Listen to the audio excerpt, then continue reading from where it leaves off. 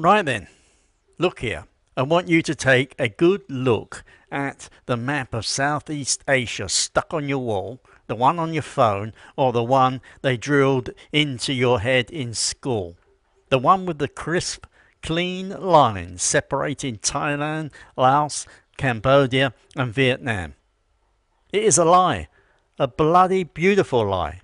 It is a lie cooked up by map-obsessed bureaucrats in Paris and London who would not last 5 minutes in the humidity here without complaining about their starched collars. For 1,000 years before they showed up with their rulers and treaties, the Mekong River was not a border. It was the beating heart of a world so vast and interconnected that the idea of needing a passport to cross it would have seemed like absolute insanity. I am sitting here in Isaan, the sprawling, dusty plateau of northeast Thailand. Besides, to understand why the tensions in this part of the world are absolutely exploding in 2026 and why they are fighting over water and building fences, you have to ignore the modern flags. You have to look at the ghosts. Now, when I say ghosts, I do not mean things that go bump in the night. I mean the bones of empires that are still right here, under our feet. Imagine, if you will, the mightiest civilization you have never heard of, Funan and Chenla. They were not little villages, they were colossal powers that unified the entire Mekong Delta, what is now split between Vietnam and Cambodia, 1,500 years ago. They built cities, they traded with Rome and China, and they engineered the hydraulic empire. They sculpted the very land. We have satellite imaging now, you see. High-speed, modern satellite pictures that cut through the jungle canopy like a knife. So, what do they show? They show a spider web of ancient canals, engineering so advanced it makes your head spin. These canals connected everything. They were the arteries of the kingdom. Now, fast forward to 2026. Today you could, if you are lucky enough, take a flight over the same spot, and what can you see? Barbed wire, checkpoints, military patrol boats buzzing up and down like angry wasps. They are trying to enforce a line that the river itself finds utterly ridiculous. The Mekong does not recognize a Thai passport versus a Lao one. It just flows. It has been flowing for millions of years. It finds it deeply amusing that a bunch of men with guns think they can tell it where to stop. So, who drew these daft lines? Let us talk about the real villains of the story, the 19th century European surveyor. You have to picture the scene. It is hot. It is sweaty. There are mosquitoes the size of sparrows. On top of that, some French bloke in a pith helmet, fresh off the boat from Paris, is told to draw a line on the map. He does not speak the language. He does not understand the culture. He just knows that the folks back home want their slice of the pie. Therefore, he takes a ruler. He looks at a mountain range and he says, right, everything east of this line belongs to French Indochina.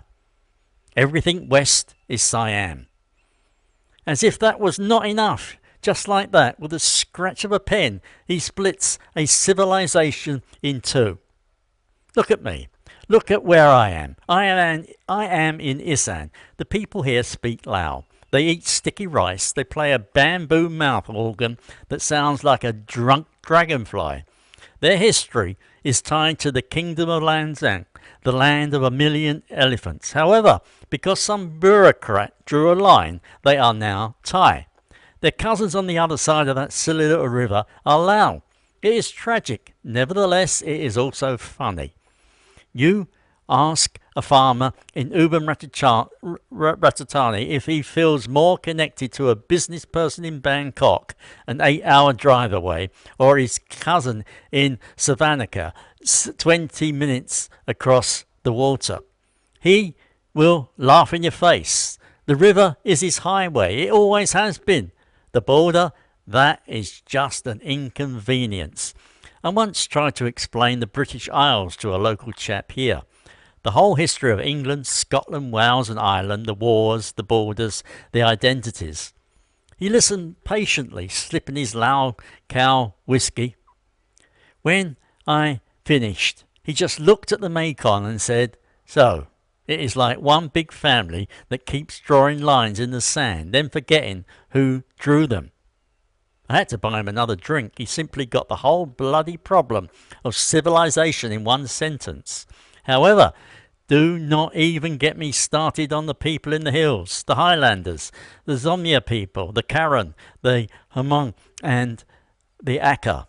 Academics call it Zomia, a mass of highlands Southeast Asia that has spent the last 2,000 years actively avoiding being ruled by anyone.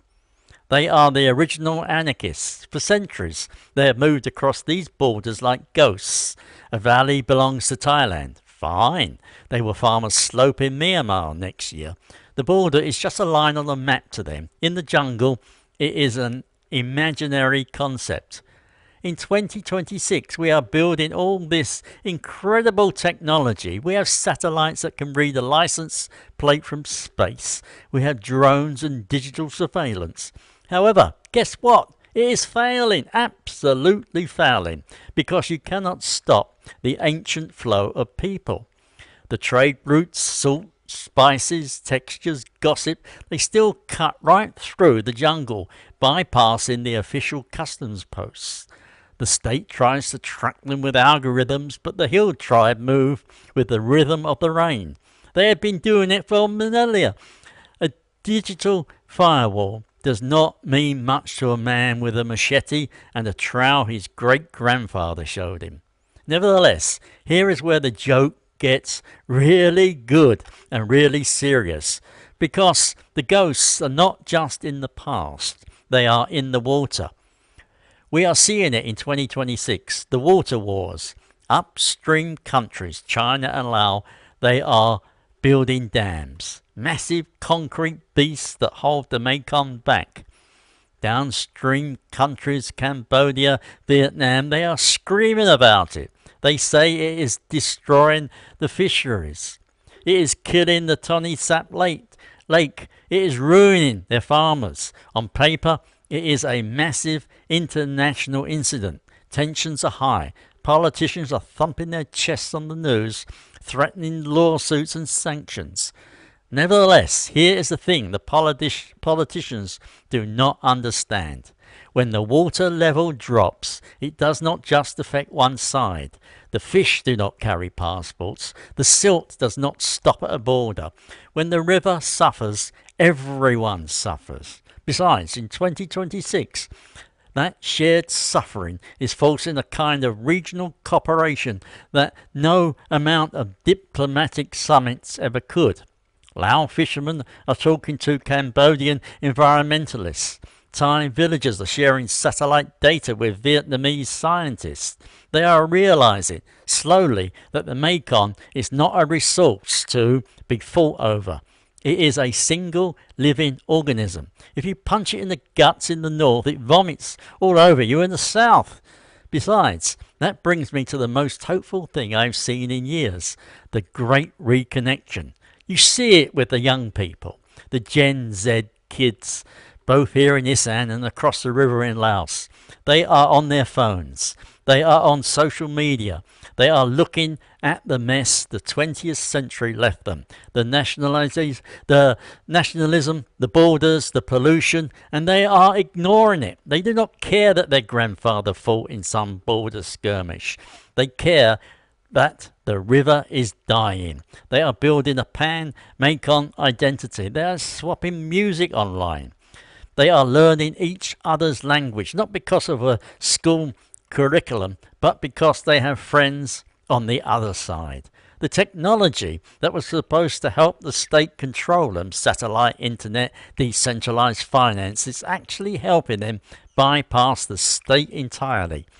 A kid in a village in Isaan can sell his handicrafts directly to a buyer in Laos using a blockchain payment system bypassing banks and border fees. He trades with his neighbour, not with a foreign national. The future of the Mekong looks less like the neat coloured blocks of a colonial map and more like its ancient past, a swirling, chaotic, interconnected web of life. The river is winning. It always does. Therefore, the next time you look at a map, do not be fooled by those pretty lines. They are just scratches on the surface. The real story is underneath. It is in the stones of Khmer temple, sticking out of the weeds in a farmer's field. It is in the language your neighbour speaks. It is in the flow of the water. The ghosts of Lan Xang and the Khmer Empire are still here. They are watching the patrol boats. They are listening to the politicians. And they are having a damn good chuckle. They know that the Mekong remembers. And the Mekong does not do borders. Now, if you'll excuse me, my wife is calling me for dinner. Something tells me it's going to be green curry again, even though we are technically in Lao territory. The fast continues. If you enjoyed this little ramble, do me a favour.